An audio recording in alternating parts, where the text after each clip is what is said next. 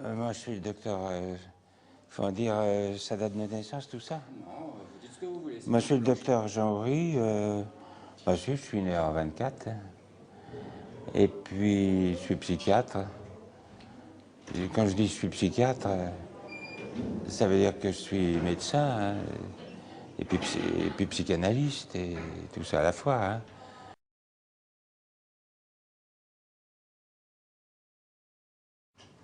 Une catastrophe.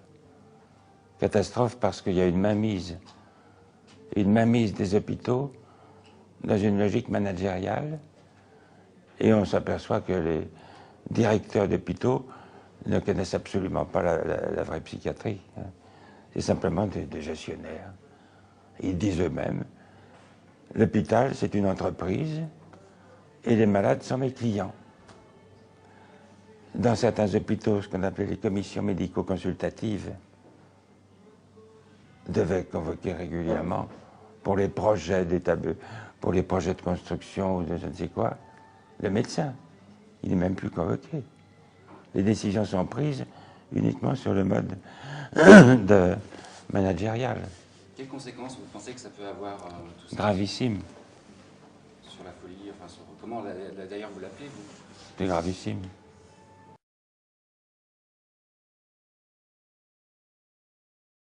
On sent bien que c'est extrêmement dangereux de supprimer les hôpitaux en croyant qu'on va arranger les choses.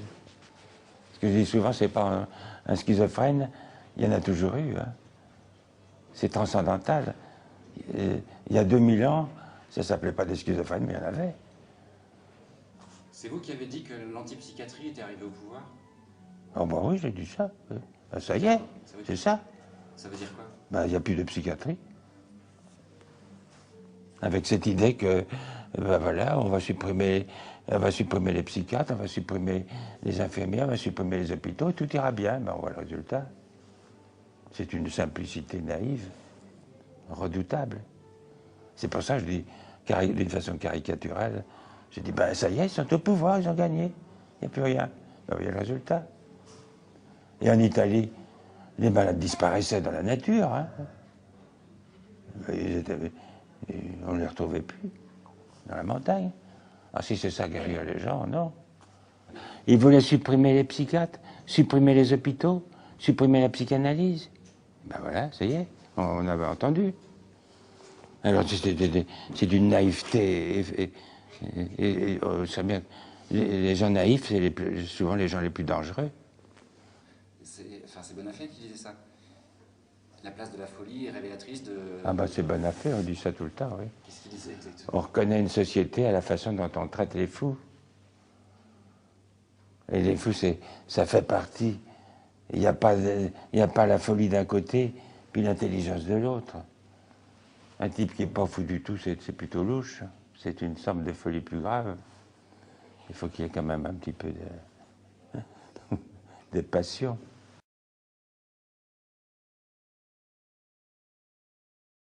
Ça, c'est des raisonnements presque fascistes.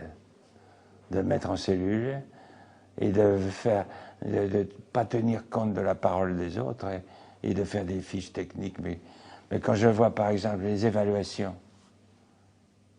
de la santé, mais ça ne tient pas en l'air. Hein. Ils évaluent n'importe quoi. Hein. Il n'y a aucune science, aucune pratique. C'est une oppression. Mais c'est pas parce qu'on est fou qu'on est un sous-homme. Aujourd'hui, est-ce que de la mort d'une certaine psychiatrie, de la mort de la psychiatrie, justement maintenant, est-ce qu'il ne s'agit pas de gérer la population générale grâce à la sphère psy au sens large? Ah ben si. Mais c'est pour ça qu'il y a ces fausses sciences qu'on appelle le comportementalisme, le cognitivisme. On voit cette chose d'un ridicule mais tragique. Mais en réalité, actuellement, moi je dis, c'est une extermination camouflée. C'est-à-dire des gens qu'on laisse mourir. Et même d'attacher les gens dans une cellule, ça ne leur donne pas le bon moral. Hein. Et même, des fois, même dans des services tout à fait encombrés de cancérologie, ou de médecine ou de chirurgie. Eh bien, il y a tellement de demandes, pas assez de personnel, et quand arrive un type psychotique délirant, eh bien, il passe après. Mais ça, on ne peut pas le dire trop. J'ai 4 exemples en 6 mois, c'est beaucoup. C'est une défense corporatiste? Et laquelle? La défense de la psychiatrie ici, tous unis. Est-ce que c'est du corporatisme ou ça va au-delà et Enfin, moi, je ne défends pas la psychiatrie tous unis. Parce que là, parmi toutes les choses actuelles, on peut dire que les psychiatres ils sont responsables, au fond. Depuis 40 ans, ils ont laissé faire. Hein. Il y en a qui étaient même pour la fermeture des hôpitaux. Alors maintenant, ils se réveillent peut-être. Hein. C'est pour ça que je disais, Sarkozy, il ne fait que prendre la suite. Hein. Il y a quand même, ça fait 40 ans que ça dure, la destruction de la psychiatrie. Destruction, 100 000 lits, c'est pas rien. même à Saint-Alban aujourd'hui, Hein, non? on voit le résultat, là. Ici. C'est pas Sarkozy, ça. Mais Sarkozy, j'ai dit, c'est comme une puce. La vertu d'une puce, ça, on dort et ça réveille. Ça les a tous réveillés. Alors ils écrivent, ah, mais une puce, c'est dangereux, parce que ça transmet la peste. Hein. Alors attention.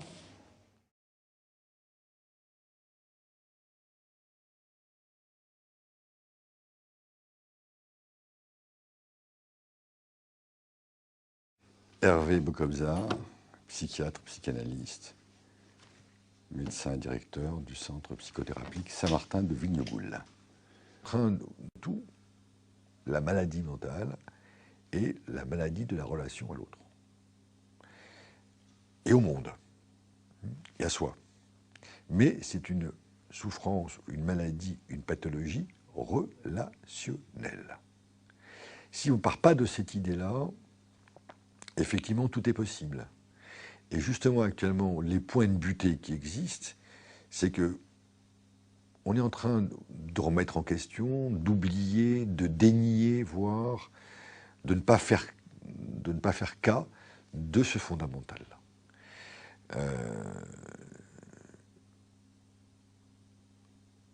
S'appuyant notamment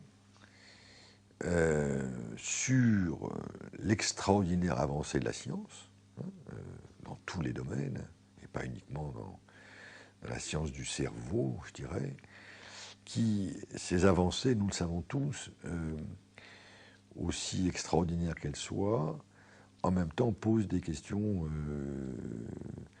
éthiques dans tous les domaines de la vie, et notamment au niveau de la psychiatrie, où un certain courant psychiatrique, celui qui est tenu, hélas aujourd'hui, par le courant universitaire français et international, tenterait comme ça d'assimiler la psyché au cerveau, hein, d'une façon un peu schématique, que finalement les désordres, on appelle ça maintenant des désordres et non plus des troubles, seraient uniquement des troubles dus à des dysfonctionnements biologiques, génétiques ou anatomiques. Ça veut dire que la question de la maladie mentale, de la souffrance psychique, on n'a plus besoin à ce moment-là de travailler sur la question du sens, puisque de toute façon, c'est inscrit au niveau d'un patrimoine. Et à partir du moment où ce courant est en train de vraiment prendre une ampleur assez considérable, enfin, prenait une ampleur considérable durant les 30 dernières années, je crois qu'il est en train de basculer un petit peu sur un mode un peu plus de complexification, un peu plus de la pensée humaine. La psychiatrie tentait à devenir une discipline médicale comme les autres. Hein, il y a un dysfonctionnement d'une petite zone cérébrale et qu'on va essayer de connaître un peu plus quel est ce dysfonctionnement cérébral, comme on va essayer de connaître le dysfonctionnement d'une artère qui fait qu'on a un infarctus ou d'une alvéole pulmonaire qui fait qu'on a un cancer. La psychiatrie, c'est inféodé doucement à une médecine qui n'est même plus une médecine classique, qui est une médecine là aussi fascinés par la science, ou, d'une façon extrêmement simple, on pourrait dire également, on ne cherche plus à soigner une personne qui souffre, mais on cherche à soigner une maladie, faisant fi par là de l'histoire du sujet. Et quand je dis faisant fi de l'histoire du sujet, c'est que nous pensons, nous, les anciens, mais en même temps les anciens appuyant sur une véritable théorisation de la psychiatrie, c'est que la question d'un symptôme, ou d'un syndrome, ou d'une maladie en psychiatrie n'est absolument pas suffisante pour apprécier ce qui en est pour la personne qui en est porteur. Pourquoi ? On ne peut pas traiter de la maladie mentale ou du symptôme, que ce soit le délire, que ce soit la dépression, que ce soit la tristesse, que ce soit l'addictologie, enfin le syndrome d'addiction, le délire interprétatif, etc. Sans parler de 3 points, qui sont quel rapport le patient entretient avec sa souffrance, comment il adresse cette souffrance et à qui il l'adresse. Ces 3 points, quelle que soit la pathologie de quelqu'un, si on n'est pas dans cette position éthique d'être à l'écoute, d'accueillir, d'être hospitalier à ces 3 points, alors on va traiter la personne non plus comme une personne, mais comme une maladie. On va faire fi du rapport donc que cette personne a à sa souffrance. Or, il ne peut pas y avoir de psychiatrie, on l'appellera comme on voudra, humaniste, de la personne, sans que fondamentalement ces 3 points soient mis en premier dans ce qui se passe avec un patient. C'est pour ça qu'on dit que c'est une maladie relationnelle. La façon dont un patient va s'adresser à moi comme psychiatre est tout à fait fondamentale pour que je puisse apprécier, moi, quel type d'accueil et quel type d'écoute et quel type de soins je peux lui proposer. Un exemple, un patient insomniaque. Il y a des gens insomniaques qui toute la vie sont insomniaques, n'en souffrent pas. Parce que quand ils sont insomniaques, ils vont pouvoir écrire des choses qu'ils n'écriront jamais s'ils n'étaient pas insomniaques. Par contre, si le patient qui est insomniaque et qui vient me dire en hurlant « mais je ne sais pas ce qui m'arrive, je ne dors pas depuis 2 jours », c'est pas pareil que celui qui me dit au bout de 3 mois « je suis fatigué parce que je ne dors pas ». Et pourtant, le symptôme est le même. On voit bien là comment le rapport au symptôme est absolument fondamental. Parce qu'on a confondu construire des lieux de soins adaptés à la folie des gens, qu'il fallait absolument détruire les asiles, mais il ne fallait pas pour cela qu'il n'y ait pas de soins. On a confondu les deux. On a confondu une réforme de fond fondamentale de l'asile avec la destruction de l'asile. Je considère qu'un psychotique, un grand fou aujourd'hui, surtout aujourd'hui, il a besoin d'un lieu de soins. Et ce n'est pas en le mettant dans la société, comme on dit. J'ai appelé cette époque l'époque des 3 R, à savoir que réhabilitation, réinsertion, réadaptation, on a vu des mecs crever dans leur studio. Et même s'ils avaient un infirmier qui venait les voir, même s'ils avaient... ils allaient dans l'hôpital de jour, et qu'on était très contents, voilà, il est soigné, il est sorti de l'hôpital. Ben non, il y a des patients qui ont besoin d'un hôpital, d'une institution qui les accueille, et longtemps, pour qu'ils puissent y vivre, pour qu'il puisse y avoir des relations sociales, pour qu'ils puissent reconstruire un rapport au monde satisfaisant, pour qu'ils puissent être moins angoissés, moins apeurés par le système. Or, on a confondu l'objectif et les moyens. On les met dehors, et on va les aider dehors, ils vont s'y retrouver. Non, il fallait d'abord au moins qu'il y ait des lieux de soins qui leur permettent d'avoir envie d'aller dehors. Or, c'est nous qui avons décidé de les mettre dehors. On leur a jamais demandé leur avis. Et il y en a eu des... Comme ça, c'est très personnel. Hein.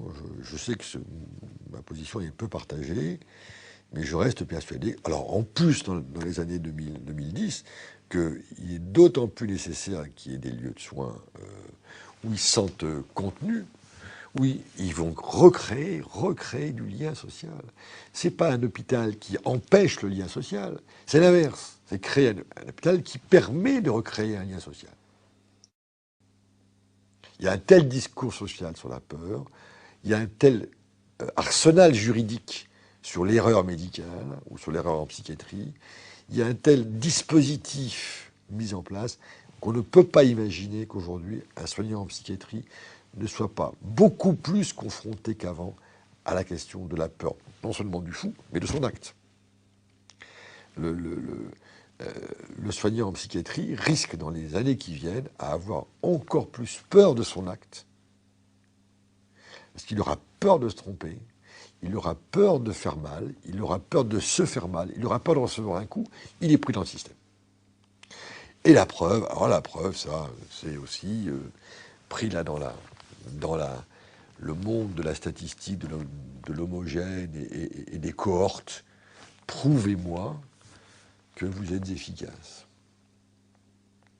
À cette question-là, il est toujours extrêmement difficile de répondre en psychiatrie. Certains essayent de trouver des réponses. Moi, j'avoue, j'ai une réponse un peu simpliste peut-être, mais je n'en ai pas trouvé d'autre. Quand on me demande « prouvez-moi que vous êtes efficace », je dis bah, « écoutez, je ne sais pas si je suis efficace. Ce que je vous demande, c'est de rencontrer le patient que je soigne. Et demandez-lui qu'est-ce qu'il en pense des soins que lui engage avec moi. » C'est la seule réponse que je peux avoir. Bien sûr qu'on a des critères, bien sûr on dit il va mieux, on n'est pas dupe, on est très content quand il va mieux, bien sûr, on n'est pas des extraterrestres qui n'ont pas le désir de soins. Et en plus, aller mieux, c'est parfois aller beaucoup plus mal.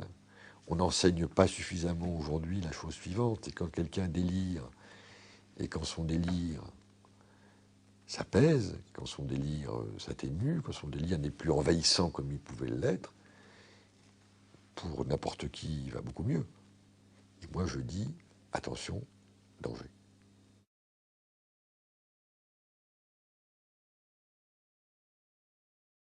Quand on essaie comme ça de mettre en place des procédés, des processus de déni ou de refoulement majeur, massif, que le patient ne décide pas, ben ça va ressortir d'une façon ou d'une autre. Il n'y a pas de... On le disait aux États généraux, on le disait comme que si ça continuait, c'est pas possible quand on réprime ou on opprime un symptôme. J'ai envie de dire qu'on opprime un symptôme, c'est pas possible qu'à un moment donné, il n'y ait pas un réveil brutal. Alors sur les modes de passage à l'acte, sur le mode d'enfermement interne, sur le mode d'isolement social, tout le monde ne passe pas à l'acte. Mais devant l'oppression, je dis bien l'oppression du symptôme, eh ben on peut se retrouver en disant je ne crois plus en rien, je me replie, je me referme et je ne bouge plus. Hein, comme façon de ne pas avoir eu une main tendue. Quand il n'y a pas de main qui se tend devant soi, qu'est-ce qu'il reste à faire? Soit on reste dans son coin et puis on en veut l'humanité tout entière, soit on se fout en l'air, soit on va être en colère agressive, on va chercher le moindre prétexte pour casser la gueule à l'autre, pour sortir de ce marasme interne, de cette mort de l'âme, hein, comme on dit. Hein, mais les retours seront là. Parce que l'homme, l'humain, on ne peut pas être opprimé dans ses symptômes. C'est pas possible.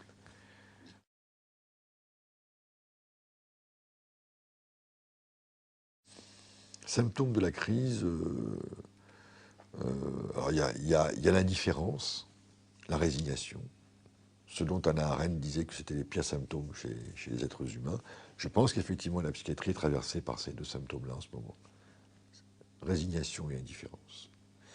Et la bagarre du collectif des 39 que nous avons mis en place, quand on voit les réactions des gens, ils sortent. J'ai l'impression qu'il y a une sortie ou une découverte d'un agir possible qui est un agir contre l'indifférence et la résignation. Parce que quand les gens sont confrontés dans des services à des choses absolument impossibles, qu'est-ce qu'on peut faire? Soit ils font comme les psychotiques, hein, ils se renferment. Indifférence. L'indifférence, c'est un des premiers signes de la schizophrénie. Résignation, indifférence, désaffection. Il y a plein de soignants en psychiatrie aujourd'hui qui ne ressentent plus ce pourquoi ils ont été voir la psychiatrie. Ça veut dire pour pour être dans la relation d'accompagnement, d'aide, d'écoute, d'accueil, qui est toujours en pleine d'affect. L'illusion ne serait de croire qu'on va faire des soignants sans affect. Or, c'est ça dont il s'agit aujourd'hui. On essaye de faire des équipes sans affect, puisque c'est protocolarisé. Le protocole est l'instrument contre l'affect. Il est contre l'intelligence, il est contre la pensée. Puisqu'il ne permet plus la création. Or, il ne peut pas y avoir de création sans affect. C'est impossible.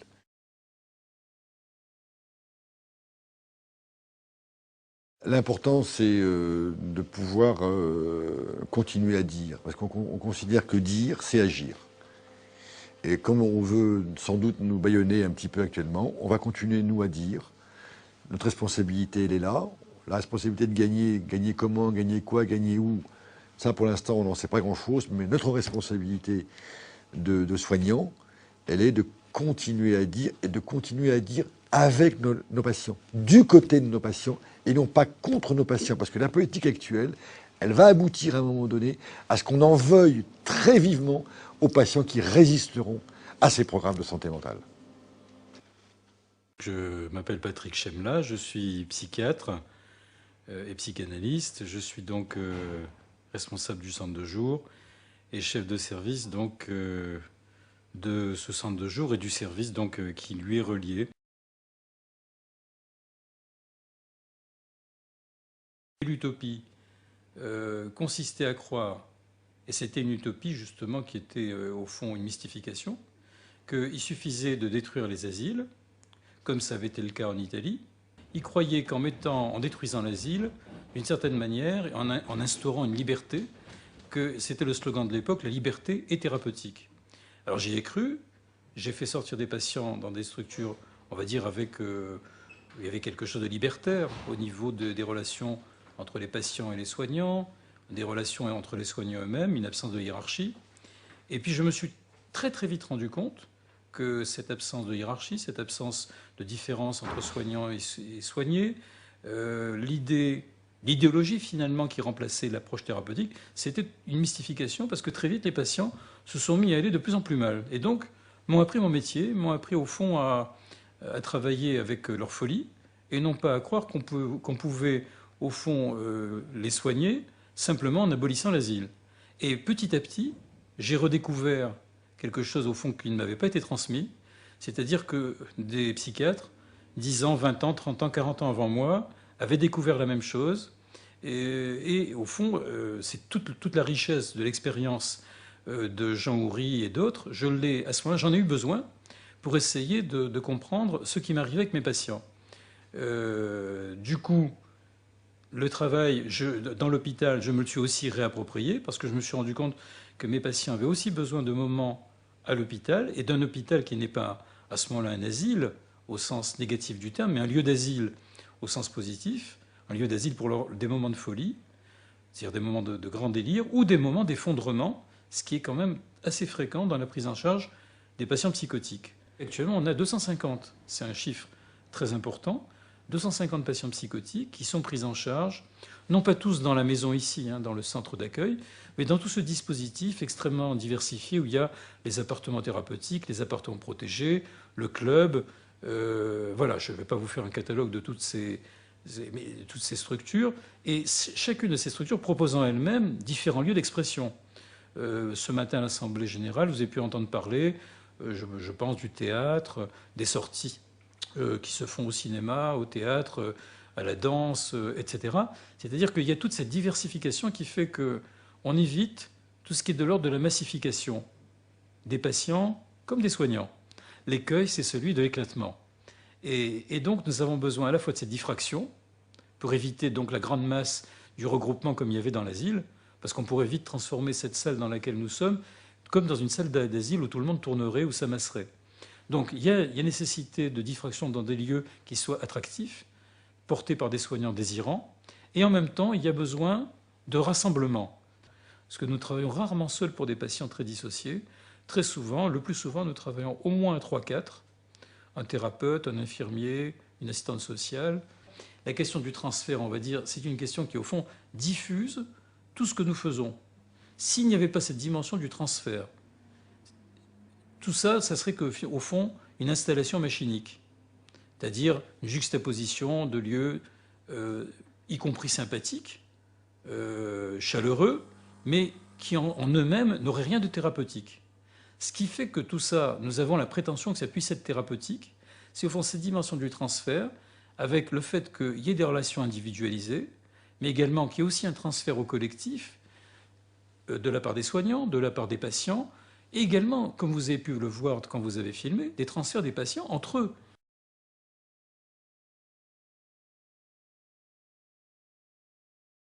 L'enjeu, ce n'était pas seulement de faire vivre, c'était aussi de prendre soin. Ça, c'est très important. C'est-à-dire qu'on pourrait imaginer qu'on soit simplement une bande de joyeux animateurs et qu'on permette, ce qui serait déjà beaucoup, hein, que des patients vivent au cœur de la cité. Mais ça serait illusoire de croire que des patients délirants puissent vivre au cœur de la cité s'il n'y avait pas cette dimension du soin psychique. Alors, je dis bien du soin psychique parce que ce n'est pas seulement la psychanalyse. Il y a seulement quelques patients parmi tous ceux-là qui accèdent à une cure psychothérapique d'inspiration analytique. La plus grande, le plus souvent, ils bénéficient d'une sorte de psychothérapie diffuse au travers de toute une série de médiations que nous mettons en place. Le fait de boire un café, c'est pas seulement de boire un café. Le fait d'aller voir un film, c'est pas seulement d'aller voir un film. C'est ça, et en même temps, c'est de se retrouver dans une médiation thérapeutique. Et d'ailleurs, les patients le sentent bien, parce que franchir ce seuil, c'est se reconnaître malade, se reconnaître fou, c'est très douloureux, c'est pas évident. Donc certains hésitent quelquefois pendant quelques mois, voire quelques années avant de le franchir. Et ils sentent bien qu'il ne s'agit pas seulement d'aller au cinéma ou de manger des crêpes ici ou un couscous, mais au travers de ces médiations, de reconstruire un rapport à l'autre, à l'altérité. Et ça, c'est le cœur du travail. C'est-à-dire que si on méconnaît, si on dénie cet aspect du soin psychique, psychothérapique, au fond, ce que Freud, d'une certaine manière, a fondé, même si lui-même ne l'a pas pratiqué avec les fous, puisqu'il en avait peur. Si on dénie cet aspect-là du soin psychothérapique, alors on ne fait qu'installer des machineries et des dispositifs dans lesquels on croirait qu'il suffirait d'une sorte de parc à fous, si on peut dire, même au cœur des villes. Ce n'est pas du tout notre projet. Alors, entre-temps, il y a eu aussi l'immense jeu de dupes des médicaments.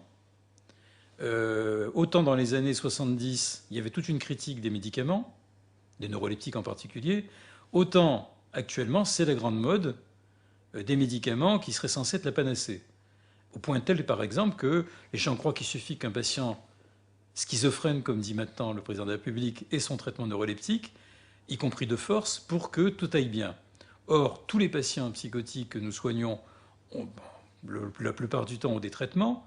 Pour autant, il suffit d'être auprès d'eux plus de quelques semaines, c'est-à-dire de les voir sur la longue durée, pour se rendre compte que ce n'est pas pour autant qu'ils sont guéris. Ils restent avec un traitement, même avec un traitement. Ça peut atténuer leur souffrance. Pour autant, le délire, la difficulté à exister, la difficulté à construire un rapport d'altérité, à se construire une vie, des relations sociales, des relations amoureuses, tout ça reste immense. Donc, tout reste à faire, et y compris quelquefois même, les traitements peuvent être tout à fait pernicieux s'ils sont donnés à haute dose. Mais même donnés à bonne dose, c'est-à-dire pas trop pour assommer, ça ne suffit absolument pas au travail. Bon, alors ça, j'ai pas la prétention de supprimer la douleur d'exister, c'est notre, je dirais, notre lot commun. Mais quand même, l'accueillir, faire en sorte que quelqu'un ne se retrouve pas seul, une solitude effroyable avec cette douleur, qu'il puisse reconstruire un tissu de relation, qu'il puisse au moins en parler à quelqu'un, qui en soit le témoin, ça c'est fondamental.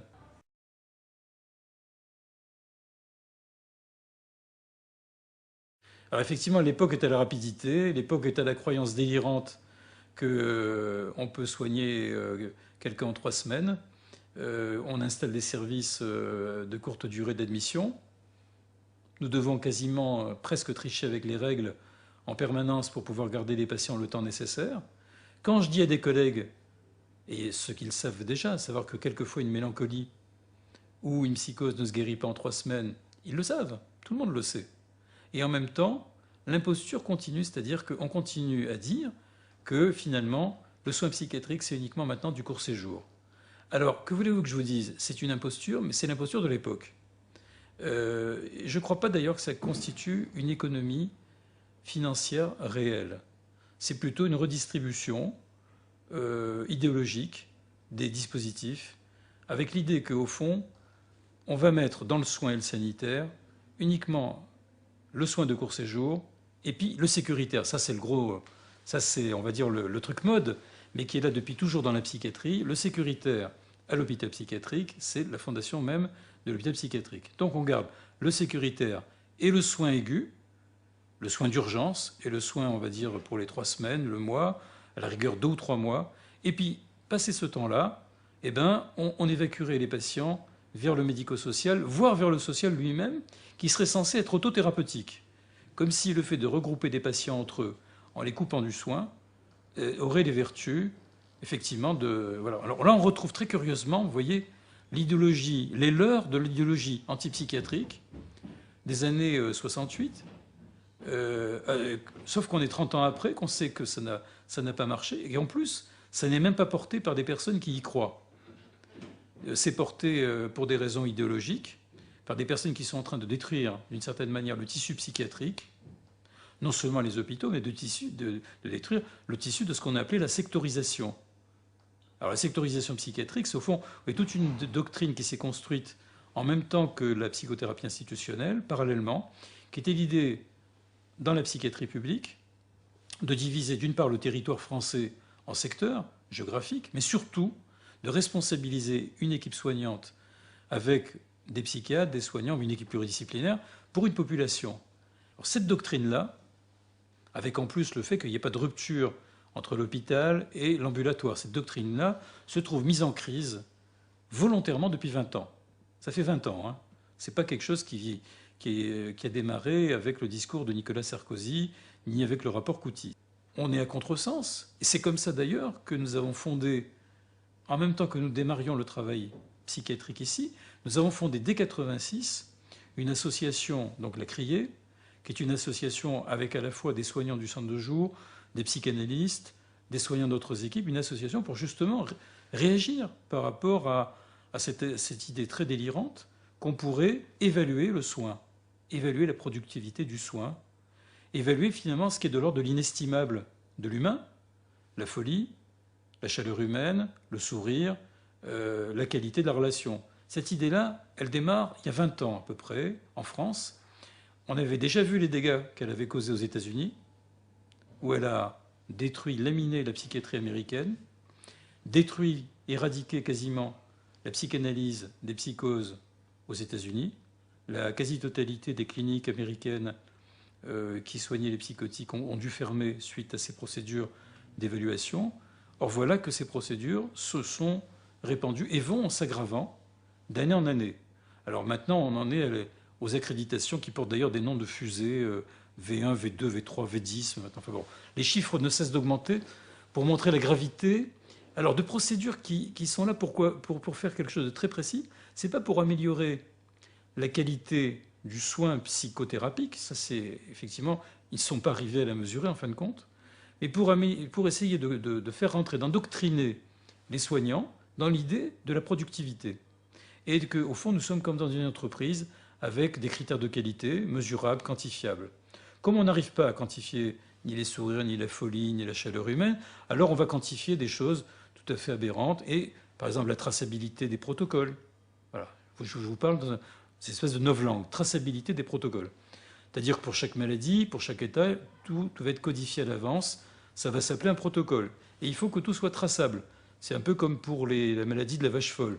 Il faut que il y ait une sorte de traçabilité, d'inscription, avec stade suprême, inscription, dans l'ordinateur et dans des programmes informatiques.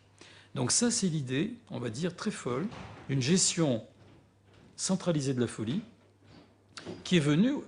Alors, vous voyez, ce n'est pas seulement des causes économiques. On pourrait croire, vu de l'extérieur, que c'est pour des raisons d'économie qu'on va détruire la psychiatrie, accélérer les choses. Or, c'est plutôt que ça va dans l'idéologie de l'époque de croire que tout peut se mesurer.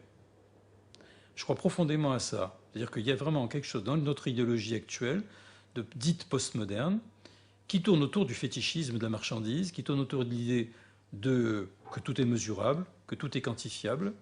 Et c'est profondément idéologique.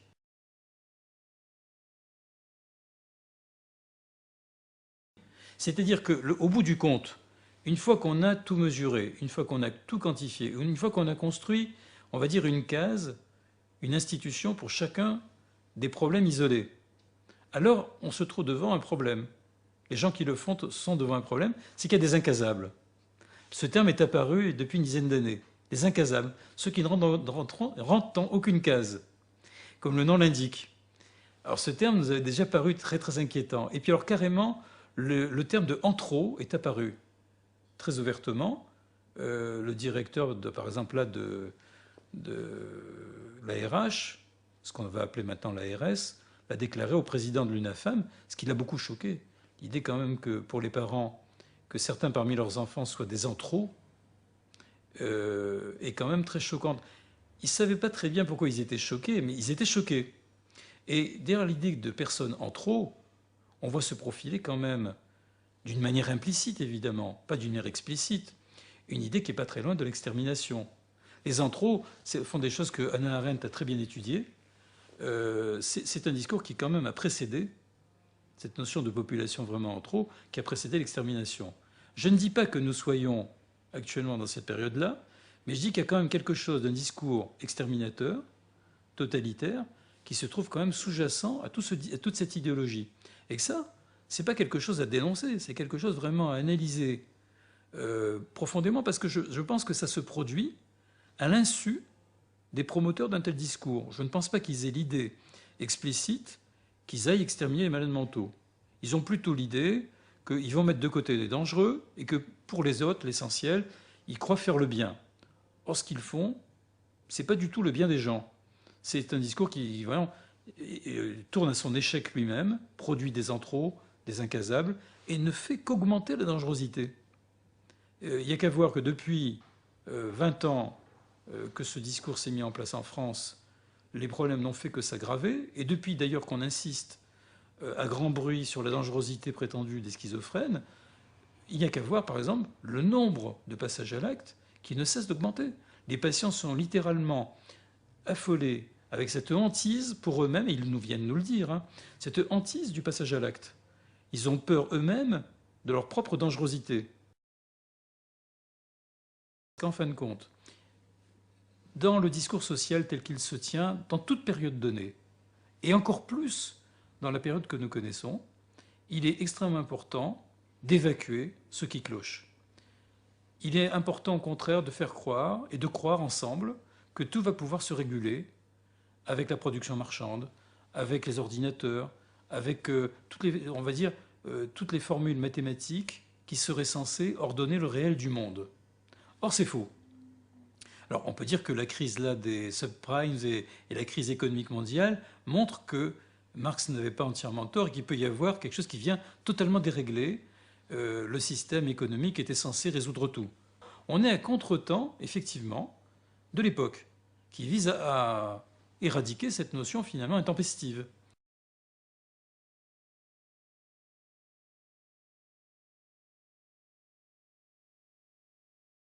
Ce discours est une imposture. Si on travaille sur la longue durée, comme nous le faisons, nous constatons que c'est sur la longue durée que les gens ont besoin à la fois d'un étayage social, mais aussi de médicaments, souvent, et puis surtout d'une écoute et d'un accueil psychothérapique. Ce que nous appelons le support, la fonction phorique d'une équipe, d'un collectif qui vient les soutenir dans la vie. Alors ça, je suis très très surpris, moi, d'entendre à quel point cette réalité se trouve méconnue. Il y a comme un mensonge énorme, c'est-à-dire que les gens devraient savoir, surtout les praticiens, ceux qui voient les patients sur la longue durée, que c'est pas vrai. Bon. Alors moi, mon analyse, c'est que la plupart des psychiatres le savent. Et c'est pour ça d'ailleurs qu'il y a une grande démobilisation et démoralisation du milieu psychiatrique. Ces 20 dernières années, nous avons assisté à une désertification de la psychiatrie publique. Un grand nombre de psychiatres ont baissé les bras, des centaines de postes sont vacants, il y a moins de candidats au concours que de postes. C'est une situation qui est un renversement par rapport à ce que j'avais connu lorsque j'ai passé par exemple le concours de psychiatre, y compris dans les CHU, plein de postes sont vacants, même dans les CHU qui fonctionnent avec ces modèles-là. Donc c'est pas seulement un modèle qui est en crise, c'est toute la psychiatrie qui se trouve en crise. Je suis Daniel Zaguri, psychiatre des hôpitaux, je travaille au centre psychiatrique du Bois de Bondy et sur les communes de Noisy-le-Sec, Romainville et Montreuil-Nord. Je fais également des expertises auprès des tribunaux, soit des expertises pénales, soit des expertises civiles.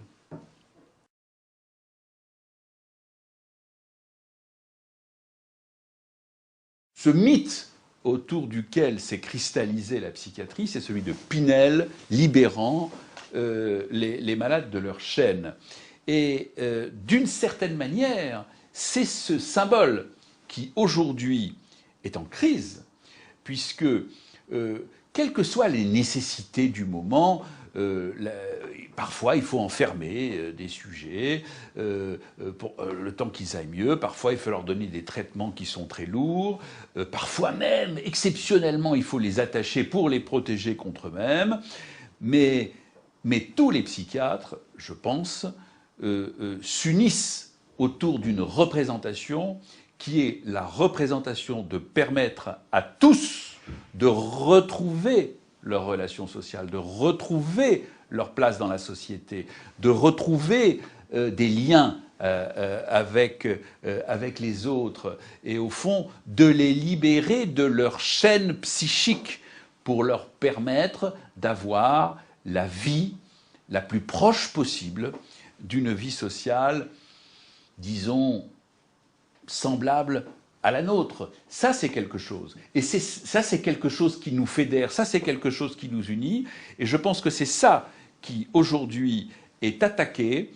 Et c'est pour ça que c'est si difficile de caractériser simplement le malaise de la psychiatrie. C'est ça qui, aujourd'hui, est attaqué par une sorte de terrorisme managérial qui voudrait tout régimenter et qui voudrait tout à travers des procédures réglées et qui, en fait, et je dirais encore plus criant dans le champ de la psychiatrie qu'ailleurs, parce que évidemment on ne le retrouve pas que dans la psychiatrie, ce terrorisme managérial qui prétend tout savoir, tout connaître, tout dire, tout prévoir.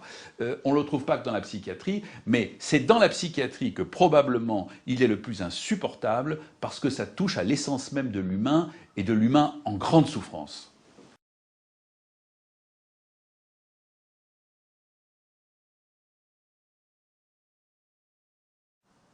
Quand on écoute de très près la plainte des magistrats, celle des chercheurs, celle des universitaires, celle des policiers, celle des psychiatres, celle des enseignants, celle des journalistes, on se rend compte qu'il y a quelque chose de commun et on a beaucoup de mal à saisir quoi. Alors moi je dirais les choses de la manière suivante. Je pense que toutes ces grandes institutions sociales ont été dépossédées subrepticement de leur savoir, de leur identité, de leur culture, de leur savoir-faire, de leur expérience, petit à petit, par une espèce de toute puissance pragmatique, managériale, envahissante, qui s'infiltre partout et qui finit par tout déshumaniser. Comme une sorte de méta-savoir. Hein. On a dit aux cadres infirmiers, maintenant vous êtes des managers, vous allez organiser vos équipes, et puis tout ce que vous nous racontez, tout ce que vous croyez savoir sur l'histoire de la psychiatrie, la manière de faire, la manière d'organiser, tout ça, va falloir que vous l'oubliez. Si vous voulez réussir vos examens, eh ben, va falloir répondre en fonction d'un certain nombre de moules, un certain nombre de, comme ça, de patterns. On leur a mis à l'esprit qu'ils étaient devenus des petits managers et on voit cette situation absolument hallucinante dans les hôpitaux d'équipes psychiatriques totalement démunies au niveau des effectifs avec des cadres infirmiers qui passent leur temps à réfléchir ensemble à de meilleures organisations de soins. Alors bon, quant au psychiatre chef de service, on lui demande même plus son avis sur l'organisation de son propre service, et d'une certaine manière, on a fini par le couper de ces cadres infirmiers. Et ça, si vous voulez, on le retrouve, je pense, à tous les niveaux. Alors, on découpe, on segmente, on regroupe, on fait des pôles, on réorganise, et tout ça, si vous voulez, tout ça au détriment de ce qui est absolument essentiel dans, je dirais, dans l'appréhension du rapport à la réalité, à savoir qu'il faut s'adapter, avoir une adaptativité vivante, une créativité. Ce qui caractérisait la psychiatrie des années 60, 70 et même 80, c'était une formidable créativité, une disparité des expériences. Il y avait des gens qui inventaient. Et la psychiatrie française, elle était comme ça foisonnante d'expériences qui étaient différentes, qui obéissaient à, si vous voulez, à des choix, à des préférences qui n'étaient pas nécessairement les mêmes, mais qui avaient le mérite d'être vivants. Nous sommes à l'ère de la normalisation, de la standardisation, du protocole. Nous sommes à l'ère où on nous dit ce qu'il faut faire, comment le faire, où il n'y a plus de possibilités pour inventer, pour créer, pour s'adapter. Et alors, tout ça, ça se part dans une idéologie libérale, si vous voulez, alors qu'en fait, ce sont des mammouths staliniens qui nous écrasent, et tous ces managers, avec leur PowerPoint et avec leur savoir et leur langage creux, en définitive, nous étouffent, nous empêchent de travailler, nous empêchent de penser, et le pire de tout, c'est que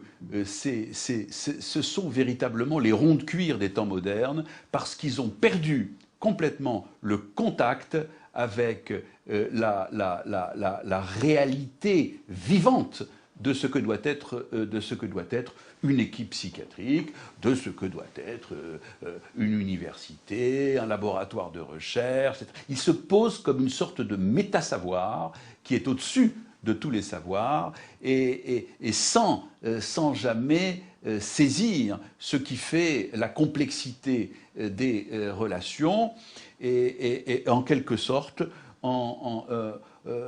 ça aboutit à des choses, à des plaintes comme ça, que vous entendez dans des institutions tout à fait différentes. Moi, chef de service, il m'arrive d'arriver dans mon service et puis de m'apercevoir que telle catégorie de personnel est absente parce qu'elle est en formation, que telle autre est prise par une réunion. Ça n'est plus moi qui organise mon propre service. Par contre, c'est moi qui aurai des comptes à rendre le jour où il se produira quelque chose de grave. Et hélas, je le dis avec beaucoup de honte, quelque chose de grave peut se produire effectivement à n'importe quel moment, compte tenu de la précarité de nos équipes et compte tenu du fait que les quelques soignants encore sur le terrain sont à bout de souffle.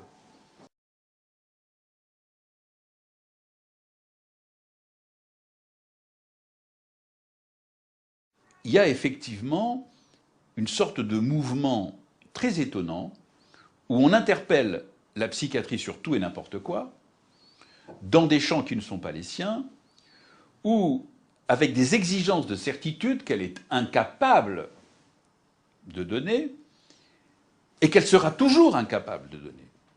Ça, on peut le dire, parce qu'il y a ce fantasme qu'un jour la science permettra de tout savoir. Mais non, jamais la science ne permettra de connaître avec certitude l'avenir d'un être humain tant qu'il s'agira d'être humain. Bon, jamais. Jamais. Ou alors le sujet aura totalement perdu sa liberté de choix. C'est quelque chose qui aura disparu. Donc on est là dans des schémas totalitaires, scientistes, dont tout le monde sait qu'ils sont absolument absurdes, mais pour lesquels il y a une commande politique forte. Et l'absurdité, c'est que plus on nous demande de sortir de notre champ, plus on nous demande d'être des diafoirus, Et plus évidemment, on se moque de nous. Et moins nous sommes crédibles. Ce qui ne veut pas dire du tout que nous devions nous replier dans un champ fermé, retourner à nos asiles avec nos malades les plus lourds et abandonner le reste.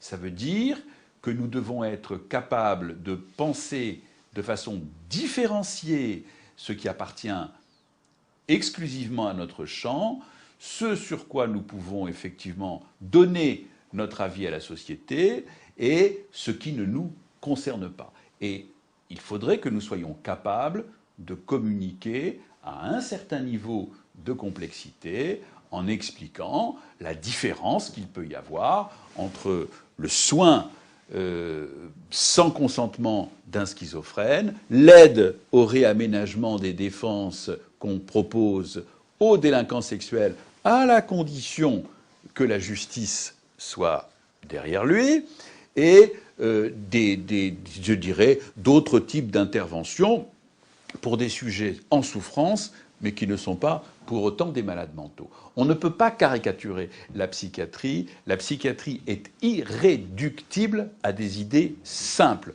Par contre, elle doit rester regroupée autour d'identités fortes et autour de symboles forts. C'est pour ça que le discours du président de la République a autant atteint les psychiatres, les a autant bouleversés, les a autant scandalisés. Parce que ce discours, au fond, marquait un changement radical d'orientation. C'est fini, les enfants, vos histoires des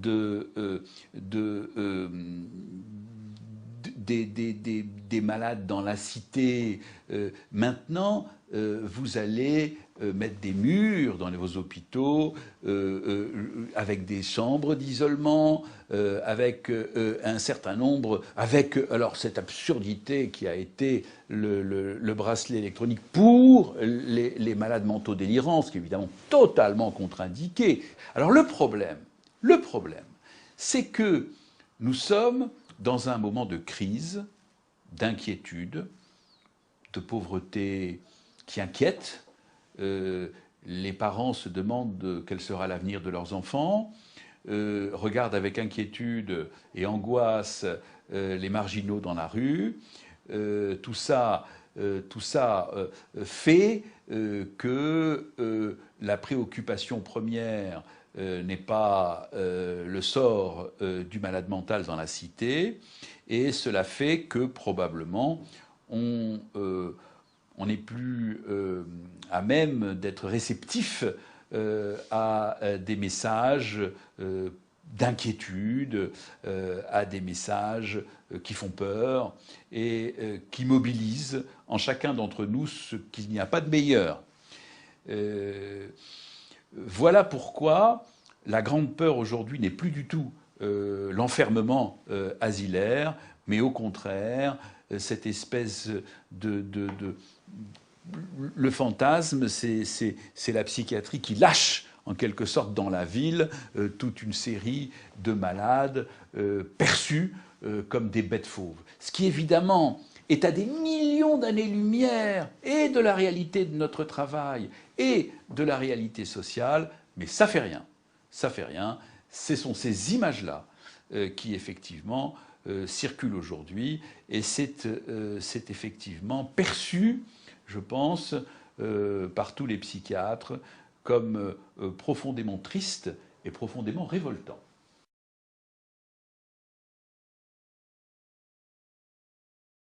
Mais il m'arrive de me dire que nous sommes en pleine science-fiction, que nous allons à grands pas vers effectivement un usage et des abus de techniques normalisatrices. Et je crois qu'il est extrêmement important que nous sachions le reconnaître et le dénoncer à temps.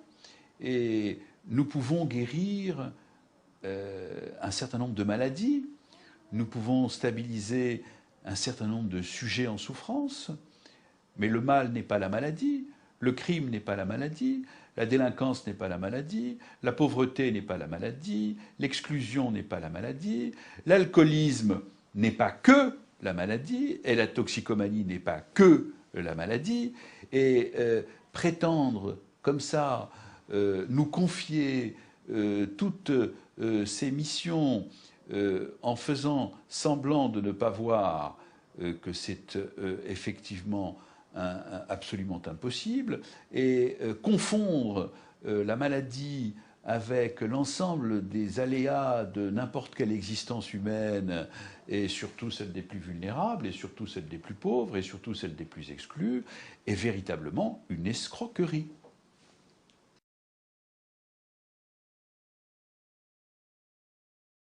Racamier, qui était un grand psychanalyste, disait « Le meilleur de la psychiatrie a toujours consisté dans la capacité d'avoir plusieurs registres, un regard en plusieurs registres et une écoute en plusieurs dimensions. » Et je crois que c'est très bien que nous n'ayons pas tous la même orientation et que nous n'ayons pas tous les mêmes utopies. Néanmoins, quelque chose devrait continuer de nous unir autour du respect de la personne humaine, de la visée humaniste, et autour, je dirais, d'une ouverture maintenue à l'écart qui peut exister entre des visées totalisantes et la complexité des situations humaines. Et je ne crois pas que les psychiatres se plieront de manière servile à ces instrumentalisations. Les psychiatres, je crois, sont du côté du sujet, du côté de l'humain, et je ne vois vraiment pas une catégorie professionnelle aussi prestigieuse historiquement se laisser instrumentaliser sans combat, sans révolte, sans résistance. Franchement, je ne le pense pas. Pourtant, le risque est là. Je crois qu'il y a un message très fort à entendre aujourd'hui par les politiques. Ça n'est pas un hasard si les chercheurs, les universitaires, les médecins, les psychiatres, les policiers, les magistrats, les journalistes, j'en passe et j'en oublie, protestent de façon vigoureuse contre quelque chose qui serait l'oubli de symboles, de valeurs, d'identité, d'expérience et de culture non marchandisables, non réductibles à des plans managériaux. Il y a là quelque chose qui me semble absolument fondamental à entendre, et c'est tout l'enjeu de ce qui est en train de se passer en ce moment sous nos yeux.